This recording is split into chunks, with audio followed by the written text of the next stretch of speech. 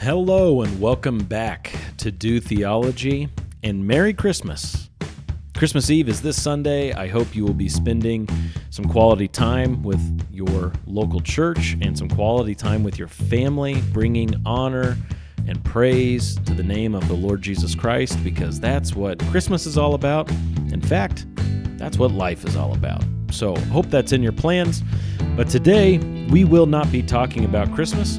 We will be talking about postmillennialism. And there's a lot to be said about postmillennialism. We won't be getting into the details of the system today. We're actually going to be getting into the details of some things that were said by James White, both on YouTube and on Twitter, and responding to some of that.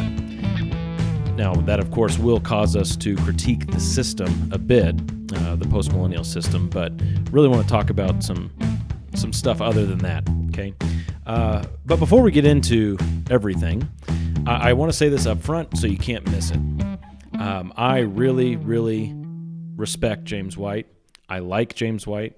I love him as my Christian brother.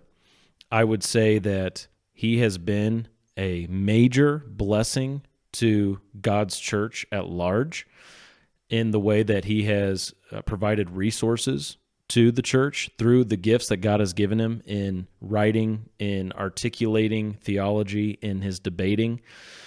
I know that our audience won't agree with James White on everything. I mean, who agrees with anybody on everything, right? But I know we'll have some disagreements, of course, on the post-millennial issue and theonomy that comes with that issue, perhaps with the 5-point Calvinism take that, of course, he holds to, perhaps some other stuff too. But I tell you, he is someone who should be viewed as a blessing to the church. His work on the Trinity, his work on the King James only stuff, his books on that, the Forgotten Trinity and the King James only controversy, very good books. His work on understanding the transmission of the biblical text and the historicity of the Bible is second to none, really. To be able to go into a debate with Bart Ehrman and not only hold your own, but do well. Who else could really do that? I mean, there are a few, but he is one of the few. I have some very strong disagreements with him on eschatology, but that does not stop me from supporting him. I stand with him on the biblicism issue and on many other things, in fact. On eschatology, we have some major differences, and they matter, and that's what we're going to talk about today. But I want to say this up front, that he is a blessing to the church. He should be considered as such. That needs to be said from the get-go. And I will not really entertain any other view. I don't want any kind of comments, any kind of responses to this being like, oh, James White's an idiot or he's the worst. No, if you say that, you're an idiot. Okay, there it is. So with that said, I do want to get into some comments he made and provide some hopefully brotherly, loving pushback and admonishment in his direction. Okay, with all that said. I'll also throw out there too, though he probably doesn't remember me, I have given James White my pulpit for a night. This was last April. He spoke on the historicity of the Bible here at our church. We had dinner together. So I consider him a very close personal friend, but he probably doesn't remember me. Okay, so let's get into the issue at hand today. And it starts with an article that was published in Themelios, which is the Greek word for foundation. It's a theological journal produced by the Gospel Coalition. Yeah, I know, Gospel Coalition. Get all that stuff out of your head. Okay, we're not talking about all the problems with the Gospel Coalition today. I would not say the Gospel Coalition has necessarily been a net positive to the church, and there are many things we can critique there, but not today. In this theological journal, there was an article published by Jeremy Sexton titled "Postmillennialism: A Biblical Critique." Now, I don't know anything about Jeremy Sexton other than the name Jeremy is fantastic, so I like that. He, and I shouldn't say I don't know anything, because it does say at the top of the article here that he is the pastor of, or a pastor of, Christ the King Church in Springfield, Missouri. I'm from Missouri, so we got two things going for Mr. Sexton. He's got a great first name, and he's in Missouri, God's country. And I'm from Sedalia, Missouri, which, interestingly enough, I mean, how weird is this? The video clips I'm about to show you from James White were recorded in Sedalia, Missouri. Out of all the places he could have been in the world, well, I shouldn't say in the world since he doesn't fly anymore. Out of all the places he could have been in America or Canada or Mexico, he was in Sedalia, Missouri, my hometown, a town of 20 to 30,000 people. I don't know how big it is now. I've been out of there for, well, almost 15 years. He was there. Really crazy. I told him to get lunch at Mighty Melt. I don't know if he did. Mighty Melt Soup and Spud Shop. They make great sandwiches. All right. Get back on track. Focus, Jeremy. Focus. All right. Well, the topic of the article, like I said, is a biblical critique of postmillennialism. That's what Mr. Sexton was diving into. And the structure of the article, if I could be really loose with it or be very much like a 100,000-foot view, is he provides some exegetical critiques, and then he gets into some moral concerns, basically, that he has. And in his exegetical critiques, he brings up some very good points. This was retweeted by Scott Aniol, which I think we'll hear Dr. White reference Scott Aniol just as Scott in one of the clips here later. But it was retweeted by him, who was in support of the article. Dr. Peter Gaiman of the Bible Sojourner podcast retweeted it. That's where I heard about this article originally, was through him.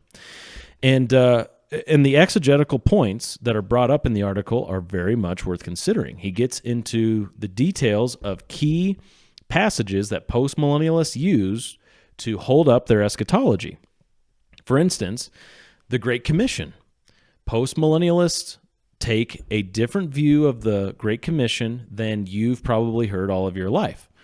The majority of us, the vast majority of us, understand the Great Commission to be that disciples of Jesus are to go out and make more disciples of Jesus, individual people out of the nations of the earth, regardless of what national background they have, or ethnicity, tribe, tongue, etc. And they are to make these disciples by teaching them all that Jesus had taught and baptizing them in the name of the Father and the Son and the Holy Spirit. Well, postmillennialists view the Great Commission as not teaching and baptizing individuals out of nations, but nations themselves, particularly at the top, by causing governments, by being used of God to cause governments, I should say, to become Christian and to declare Christianity as the national position. That I've heard Doug Wilson talk about. It should be added to America's Constitution, Jesus' resurrection. That's something that we recognize as a fact as a nation, and that the law of God, the law of Moses, would be the law of the land in this Christian nation. So many things I want to say to that, but just honing in on the Great Commission passage, Matthew 28, the end of Matthew's Gospel, Mr. Sexton does a great job talking about, from the original language, Greek, how that should not be considered teaching and baptizing nations as a whole, but individuals from the nations.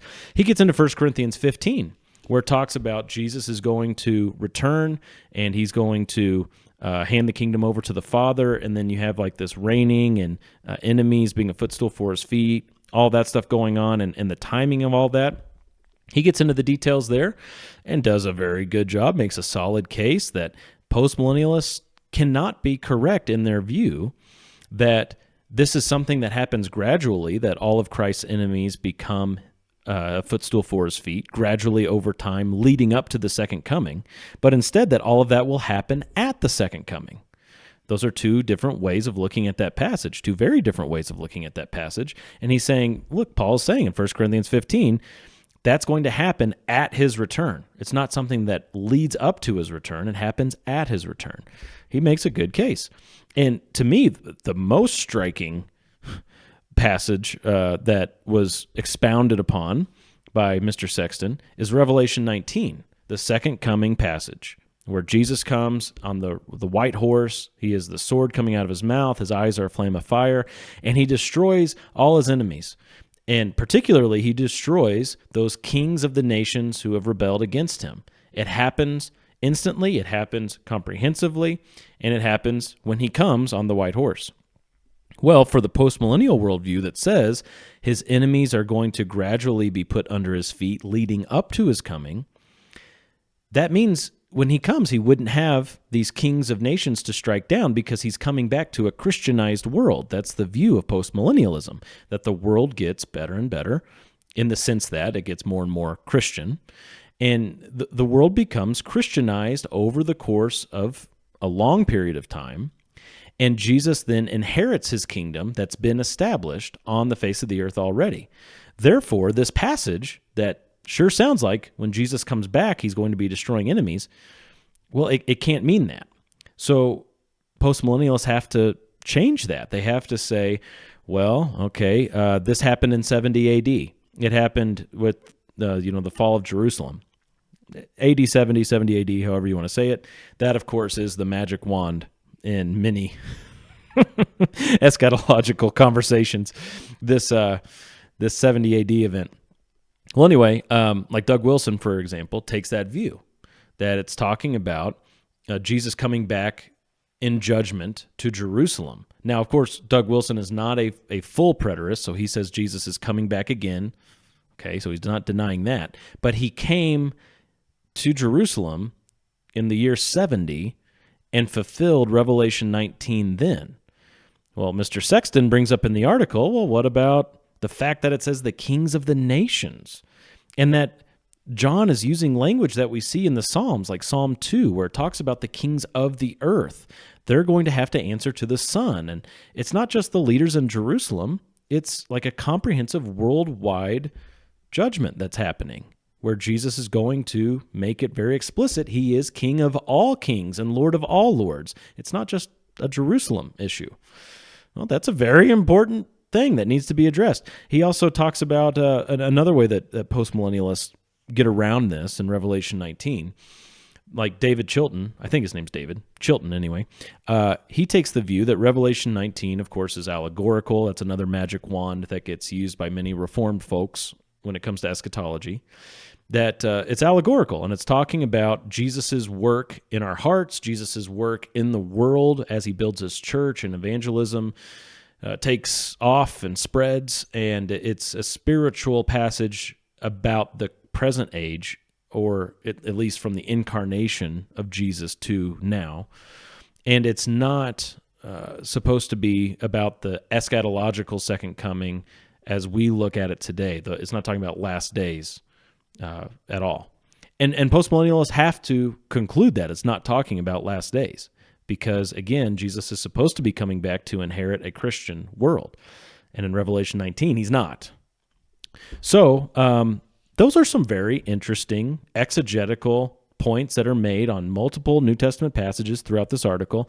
And then at the end, like I said, he offers some moral concerns that he has, that that postmillennialism is breeding a very fleshly effort, a worldly political effort to essentially force Christianity on societies, creating a not real Christianity, but a nominal Christianity, one that's just name only, but doesn't have the power of the Spirit of God. That's his moral concern. And he even mentions, Doug Wilson several times throughout the article, but he mentions Fight, Laugh, Feast, which is the media network produced by I think it was originated by the Cross Politic guys, Toby Sumpter and Gabriel Wrench and Chocolate Knox. It's their network that is post-mill based and talking about how, they just talk about a lot of post-mill things, all the podcasts on that Fight, Laugh, Feast network. He even mentions them by name. So he's not holding back exactly who he's critiquing. He's basically critiquing the Moscow, Idaho postmillennialism, of which James White is a part. Now, he doesn't reference James White in this article. He could have, but he didn't.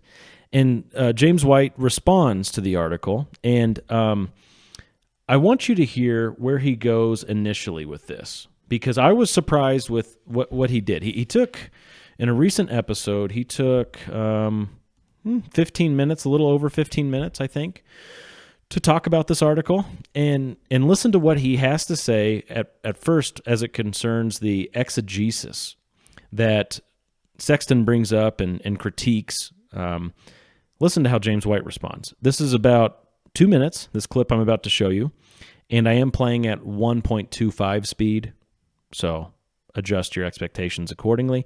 But let's listen here for a couple of minutes. And the abstract basically says, in the following decades, many in Rushdoony's train added innovative biblical arguments whose interpretive methods do not withstand scrutiny. This article examines the hermeneutical idiosyncrasies and exegetical fallacies displayed in defenses of postmillennialism by Greg Bahnsen, Kenneth Gentry, David Chilton, Keith Matheson, Douglas Wilson, and others. Postmillennialists routinely keep textual details out of focus or interpret them tendentiously in service of the belief that the prophecies of worldwide righteousness and shalom will reach fulfillment on earth before rather than at the second coming. Now, along with that opening, then you have Scott saying, fantastic article demonstrating the exegetical deficiencies of postmillennialism. Now, there have been some pretty sharp postmillennialists in the past that knew a fair amount. You know, for example, in reading through the article, he talks about, I think he went after Kenneth Gentry for putting too much weight, he said. I haven't had the time to go check Gentry. It takes hours to do this kind of stuff.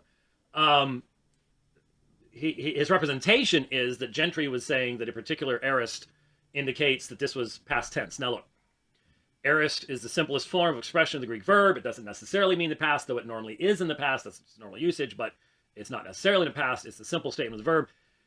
And the argument that the article makes is, well, and this is in the subjunctive, and, you know, the idea is postmillennialists know so little about Greek, they don't know the time element primarily drops out in the subjunctive. And of course, I learned that in first year Greek, and then it was emphasized in second year Greek. So, you know, just the attitude was sort of like not useful from the article's perspective at that point. And it's like, yeah, a lot of us have taught Greek and we know about this stuff. And I just commented that it was actually exegetical stuff that brought me to the position, not ignoring these things or engaging in tendentious exegesis and stuff like that. But what I wanted, what I felt needed to be addressed, he quotes from it, and I don't know where the quote ends. There's only one opening quote, so it's a little bit... Yeah, we'll pause there for a moment. So basically, the heart of what I wanted to talk about is mentioned there, where he quotes from the abstract. I think he read the whole abstract word for word, in fact, and then mentioned how he read through the article, which is good, and later in the article he saw where Mr. Sexton was getting to some Greek grammar stuff and cited Gentry as understanding the Greek wrongly. And what James White says here in this clip that you just heard is that the article had an improper attitude. That's the word he used. Could we perhaps say tone? The article has the wrong tone. Well, we'll stick with attitude, but I think tone is at the heart of it. This is a dangerous game to play, isn't it? And isn't this a game that we critique other people for playing? You know, we get critiqued a lot as conservative Christians for having the wrong tone, and we're usually critiqued by other Christians who are more moderate and say, you know, we are to have a more winsome way of going about these things. This is a theological journal that's offering a critique that's in the title, a biblical critique. It's getting into not only the Bible, but into the original languages. It's doing exegesis, and it's saying, here is what I'm critiquing about the exegesis of my, I could say opponent here. We recognize we're all Christians, but this is what I'm critiquing with this other perspective, from an exegetical perspective. What's wrong with this? I don't understand. I mean, you could read the article yourself. Just search Themelios on Google and Postmillennialism, Jeremy Sexton. You'll find it. I think it reads like a normal theological journal. And to basically dismiss the exegesis because of attitude, that doesn't seem like the James White I know. That seems like a very strange response from James White based on his track record. I was really surprised by that. And he says in that clip that I just played that exegesis is actually what led him to postmillennialism.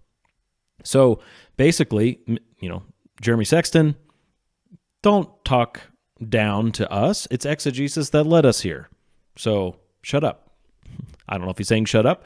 Maybe change your tone is what he's wanting to say. I'm not sure what the solution is for an article like this, how Jeremy Sexton could write something like this with an appropriate attitude from James White's perspective. But he says exegesis got us here. So what you would expect then in this video, in this episode of Alpha and Omega Ministries Dividing Line, what you would expect is that he would engage the exegesis. But he doesn't.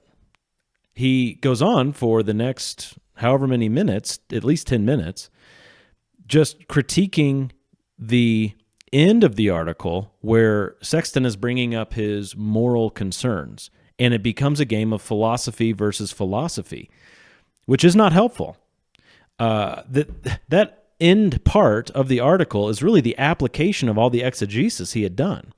And so when he gets to his moral concerns, and I felt like that last part of the article was probably the weakest part of the article, but that's because he is bringing in some subjective observations that he has made, and it's fair for him to do that. He's done the exegetical work, and now he's laying out some other concerns.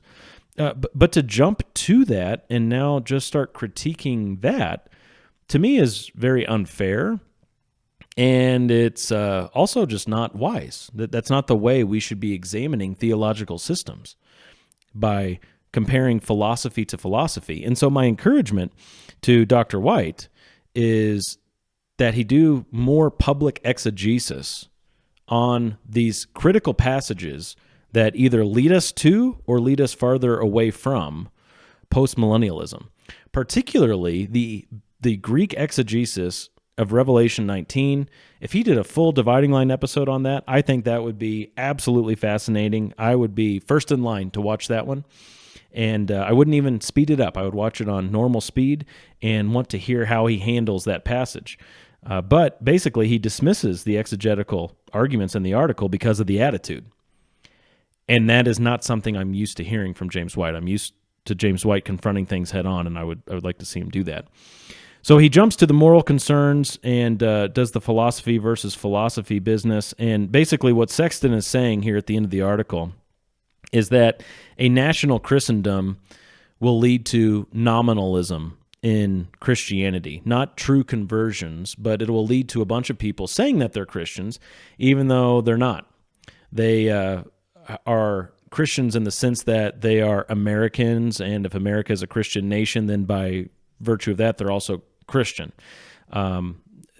He's concerned of something like that. He's also concerned that such an establishment of Christendom is just going to be done through fleshly means. And he even, again, when he mentions the Fight, Laugh, Feast network, which he makes explicit in a footnote in the article, he's basically saying it's already happening, that there's a lot of fleshly stuff going on, a lot of worldly approaches to all of this that aren't as helpful. And so I want to play one part of James White's response to that, those moral concerns, there at the end of the article. And so we're going to just jump into this. I mean, you can find this episode and watch it on his channel in full if you'd like, of course. But we're going to watch about 3.5 minutes here, or listen to 3.5 minutes here of James White responding to some of those moral concerns. And then I've got a response to that as well. Number 2, the nominal Christianity that North expects to develop worldwide during the interadvental period. Now, this would definitely mean this is a direct quote. And I have one of the primary things that I raised with Doug Wilson was this idea of nominalism and mere Christianity. And what that's supposed to mean, and what I don't believe it can possibly mean if it's going to be anything that's going to be glorifying to God. But again, why my understanding, the fulfillment of Isaiah 42, Psalm 2, Psalm 110, cannot be found in some massive explosion of nominalism. Just a bunch of people calling themselves Christians, even though they have no sense of the lordship of Christ or obedience to him or anything along those lines. That nominalism can't do that. So, the first of these, some form of which has become integral to the task of disciple making for most for many postmillennialists, at least says many, logically paves the way for the second, cultural engagement, political resistance, and social activism that are deficient in humility, patience, and cruciform piety, and that rely on human ingenuity more so than the work of God's Spirit. Well, so it's specifically a part of the postmillennial system that God's Spirit is not involved in it. Obviously not. Any eschatology that's deficient in humility, patience, and cruciform piety, whatever that's being defined as, is going to fail. These have been perennial lures for believers, particularly for those living in spiritually declining societies. Okay, there are a lot of temptations in spiritually declining societies. But it doesn't seem to me like the major temptation is postmillennialism. It seems to me it's escapism. I mean, isn't that what we've been doing pretty much big time for decades? Is, here it comes. You know, I mean, my own dad died absolutely convinced that Christ was going to return prior to the time he would die. And he was disappointed in that. But that was a part of the system. That really, really was. And I was raised with that. I mean, every time you'd see some, major, what was the sun-kissed orange juice thing with the sun-kissed lady and the homosexuals and Anita Bryant, all that stuff.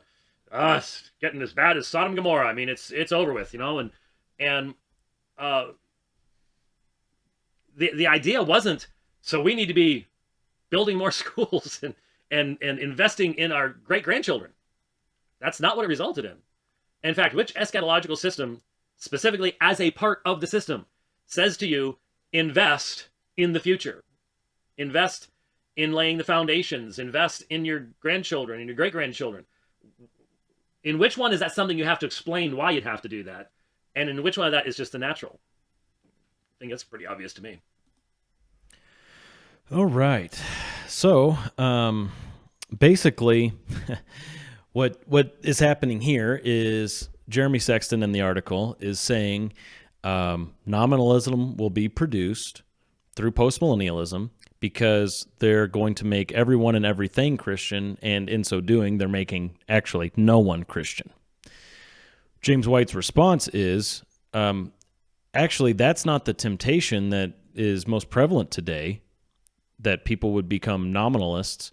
What's most prevalent is that people become Christians and then they just want to escape. They take the name Christian, and then instead of shaping the culture, influencing the culture, putting their faith to work, they are just wanting to escape and get out of here, and they're waiting for the rapture, the pre-trib rapture. The left behind culture is really the problem. So he's not addressing really the issue. He's just saying that issue isn't as big as this other issue, therefore let's focus on the other one. Well, escapism is a problem, and it exists in all camps, really. We can look in all camps and say that there's a level of escapism going on here or there. Now, it's no secret that, as I just mentioned, Left Behind, it's no secret that dispensational premillennialism lends itself to escapism because there's this belief within dispensationalism based on certain biblical texts that the church will be raptured from the earth, taken from the earth before the time of Great Tribulation. Now, because of that, some people have taken that doctrine and started basically just waiting for the rapture and nothing else. They've neglected certain duties that they have, and they look around at the world and say, it's going to hell in a handbasket, get me out of here.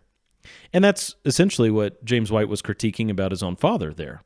I don't know what his father would say about the attitude or tone of that critique, which I think is a fair point to bring up since he was critiquing this theological journal's attitude. But it sounds like I would be in hearty agreement with his dad on many things.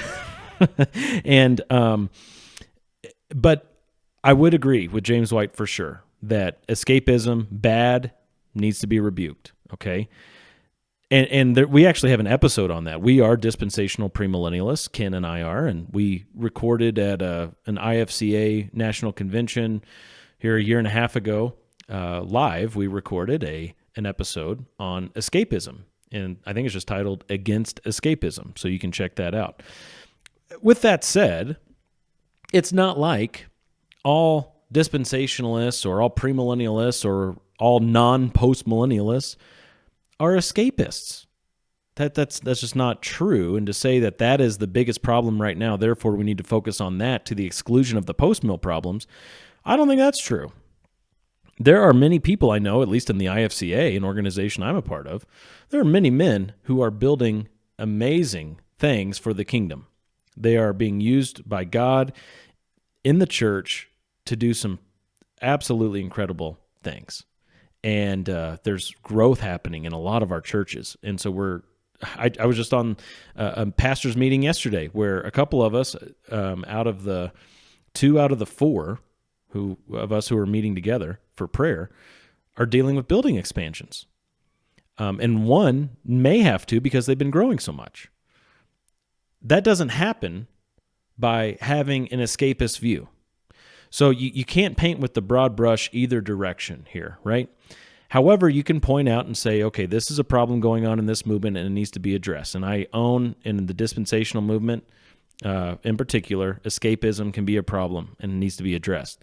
But that doesn't mean we neglect the problems within the post-mill camp, which, again, one of these legitimate concerns that Sexton brings up is creating a nominal Christianity.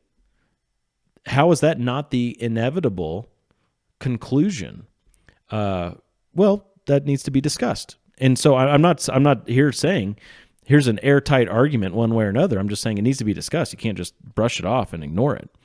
And the role of imminency really plays into this too. I think this is a really important point to make, and this is going to send us over to Twitter here in just a moment. But the role that the imminent return of Christ plays in all of this is rather huge, because you have to remember that postmillennialists cannot say that Jesus is coming back today or tomorrow or even next week. They can't. Postmillennialists have to say that it's extremely likely that we are in the early church still. And James White has said that. Doug Wilson has said that. Jeff Durbin has said that. Many of these guys have said that. Now, you consider amongst yourself here, consider this. What is more likely to produce an apathetic Christianity? The Christianity that says the master is returning at any moment, or the Christianity that says the master won't be back for a very long time? Now, I say the Christianity that says and the Christianity that says. They're both Christianity. I'm not excluding all post-mill brothers. There perhaps are some who are not believers, just like there are some in every camp who may not be believers. I didn't mean to phrase it like that, okay? But the perspective that says we are servants and our master is coming at any moment, or the perspective that says we are servants and our master will not return for a very, very long time. Which one is going to be more likely to produce an apathetic response from the servants? Well, it's clearly the latter. It's clearly the one that says he's not coming back for a long time. And this is how Jesus talked about these things in the Gospels, that we are to be ready. It says in Mark's Gospel, chapter 13, as it quotes Jesus there, as Mark is quoting Jesus, probably quoting Peter quoting Jesus, Mark chapter 13, 3 times in a short section toward the end of the chapter, Jesus says, be alert, be alert, be alert. And he's saying be alert in reference to his coming. Now, of course, there will be some people who, again, wave the magic wand of 70 AD over that and say that's all he was talking about. But no, that's not all he was talking about. He's talking about his parousia, his second coming, his return. We are to be alert for our master to come back. And that then gives us this sense of urgency if we truly believe it. Now, I think, again, going back to the critiques of my own camp, I don't think we talk this way enough, because we should be highly motivated by the return of Jesus Christ. Extremely motivated by the return of Jesus Christ. Even more so than death, because there will be people who are alive when Jesus returns. So even more certain than death is his return. And so we should be highly motivated by that. And it plays a role in this conversation when it comes to escapism or apathy or nominalism or whatever. And so to highlight that and to illustrate the point, I want to take us over to Twitter, where James White was responding again to some critiques of postmillennialism. Nathaniel Jolly on Twitter, who is often stirring people up on Twitter, he stirred some people up as he was talking about postmillennialism and critiquing it. Well, James White responds to Nathaniel by saying, I can't stop you from saying these things, but you need to realize, if you would listen, I and most others fully recognize that we may still be in the early church. There it is. We are not promising a soon sweep of the Spirit across the world, changing hearts and therefore cultures. The Puritan hope was focused on the future, even the far future. The issue, for me anyway, is the how do we now live question. Do we live as if Christ will only be enthroned at a future point in time, or do we proclaim to the nations that they are under his sovereign rule even now, and hence, if they seek his blessing, this is how they must live? I pray the Lord will move soon, to be sure, but I must live as recognizing that God's timing and mine are not the same thing. So the question is, how do we now live? I think it's a great question. I absolutely concur that is the question. Now, I'm coming at it from the perspective of, do we now live as though Jesus could be coming back today? Should we now live as though Jesus could come back now? Or should we now live as though Jesus won't come back for 7,000 more years? Which one leads us to getting to work? I think it's a valid philosophical argument. Again, this is apart from exegesis. We're just doing philosophy versus philosophy, but I think it's worth considering. Well, we have some replies to this. Tom replies, so no last name on here, just Tom. He says, do you realize that saying that we are in the early church is a form of date setting regarding the second coming? No one knows the day or the hour. Saying that we are in the early church is to claim that you know the day and the hour won't be anytime soon. How do you know that? All right, I think that's a valid response. I think it should be entertained. I think that question should be welcomed by postmillennials, and they should be able to give an answer. James White says, chuckle, date setting, wow, okay. That's the fullness of the reply. I don't understand why James White is responding this way. Does he think the attitude was off? Did Tom have a bad attitude about it, just like Jeremy Sexton did? I don't know. But where's the exegesis here? I want to see the exegesis. Okay, well, Tom replies to that, and he says, there's more than one way to skin a cat, and there's more than one way to set dates on the second coming. You can be very specific, saying it's in 2 months on a Tuesday, or you can say it's thousands of years from now. Both are errors, and both express a confidence about the future that is only possible for God to possess. Very logical. I think it's a very genuine, legitimate response. But Dr. White doesn't respond to that. Instead, Logan Ramsey jumps in. Logan Ramsey says, sorry, I got to expand these, and it refreshes the page. Oh, my goodness. Okay. Logan Ramsey says, Dr. White never claimed to know how far along we are in the timeline. He simply recognizes the possibility we might be in the early church. His whole point, however, is how do we live in this time, which is how all of us should think, precisely because we do not know the day or the hour. Yeah, I don't think this really answers the question. He simply recognizes the possibility that we might be in the early church. I think it's more than that. I think it has to be more than that for the postmillennial system. For Revelation to be concluded, basically, for these last chapters of Revelation to take effect, when the world has become Christianized, we're a long way off, baby. We're a very long way off. For all of Christ's enemies to be put under his feet before the second coming, we're a long way off. So it's more than just the possibility that we might be in the early church. There's a true belief that Jesus won't come today or tomorrow. a comment I thought was good down here. Brady Bush jumps in and he says, the point of imminency is that there isn't an early church and a late church, theologically speaking. The urgency and immediacy are always the same because he could actually return at any moment.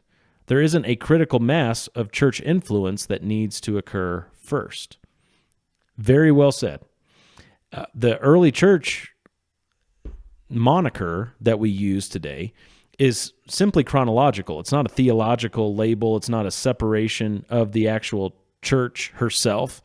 It's a chronological thing that we can only use because we've lived to this point. I say we have lived. The church has existed to this point. And so as we look back, we can say 2,000 years ago, that's the early church. So it's all the church. It's just a chronological term. And so to say that we are in the early church today is not the same thing as saying that was the early church 2,000 years ago. Saying that was the early church 2,000 years ago is a chronological statement of historical fact. Saying we are in the early church now is a prophecy about the return of Jesus. That's the problem with what's being said, and I think that's pretty obvious, and it needs to be addressed. Okay? So I think what would really be helpful is for there to be some sort of understanding that the early church, the true early church, as we can say that, they had an understanding that Jesus could come back at any moment. That's very, very clear. The way Paul talked, the way Jesus instructed his disciples, there's supposed to be an ongoing urgency on the part of disciples of Jesus Christ with the idea that he could return before our heads hit the pillow tonight. And so as I tweeted recently, live each moment as though Jesus could be coming back in the next 10 minutes, but plan for the future as though he's not coming back for 10 generations. All right? We are to plan that way. We are to be good stewards. Yet when it comes to our relationships, when it comes to some of the most important things in life, we are to have an urgency about us. That's really what shows our faith, isn't it? So we are to have that urgency as they did, which puts us to work. Yet at the same time, we also have a commission in the New Testament. As believers in Jesus Christ, we have the commission to wait for him. I think a theology of waiting would go a long way in this conversation. In fact, 3 times, just in Romans 8, it says that we are eagerly waiting. Eagerly waiting. We're waiting for the hope of righteousness. We're waiting for the return of the Son of God. We have this idea of waiting found in 1 Corinthians 4:5, in Galatians 5, in Philippians chapter 3, in 1 Thessalonians chapter 1. Interestingly, the same verse that says that Jesus rescues his church from the wrath to come. What does that mean? Well, as we recognize that, we also wait for him, the Son of God, to be revealed from heaven. Waiting. There needs to be a theological perspective on waiting. So yes, we get to work and we build with urgency. At the same time, we're also recognizing that we're waiting for Jesus to return. I don't think postmillennialists like, generally speaking, the idea of waiting for his return, knowing that his return could be at any moment. And as Jesus asks, this is Luke 16, I believe? Maybe Luke 18? I think it's Luke 18. It's in the parable of the persistent widow. I know that. At the end of that parable, Jesus asks, when the Son of Man returns, will he find faith on the earth? Will he find people who are waiting for him, who are expecting his return? We are of the light. We are of the day. We are not of the night. We are not of the darkness. We are to be expecting his return. That day won't overtake us like a thief. But if we say and believe we're in the early church, well, we will be surprised and overtaken. Well, the whole point of all this is encouraging James White to do the exegesis publicly. I don't have any doubt that he's done it privately. Let's get to the exegesis publicly to have substantive, that's the word I was looking for, substantive conversations on eschatology. I'm a big believer in studying to show yourself approved in the area of eschatology. And I think we need more than what we're getting right now from the post-mill camp. We need more than just philosophy versus philosophy, or rallying cry versus rallying cry. We need examining the Word of God side by side, taking two interpretations, putting them against each other, and seeing which one holds more water. That's what we need. And I think Revelation 19 would be a great place to start. Even though it's at the end of the Bible, it is very, very critical to this whole conversation. And to see James White interact with Jeremy Sexton's exegesis of Revelation 19 and his critique of the post-mill view, I would love to see it. I would love to see it, and maybe even do another episode in response to that. Maybe even just thanking him for doing it. I don't know. But that's what I got for you today. Hope that's been helpful, digging into some post-mill stuff. And no idea if James White would hear this or not, but he should know I love him, respect him, appreciate him, would never want to debate him. And I hope that he's encouraged to do some public exegesis on this, that we may all benefit from it. All right? Thanks for listening. Have a very, very Merry Christmas and a Happy New Year. Thanks for listening, being a part of our audience. God bless you. We'll see you in 2024.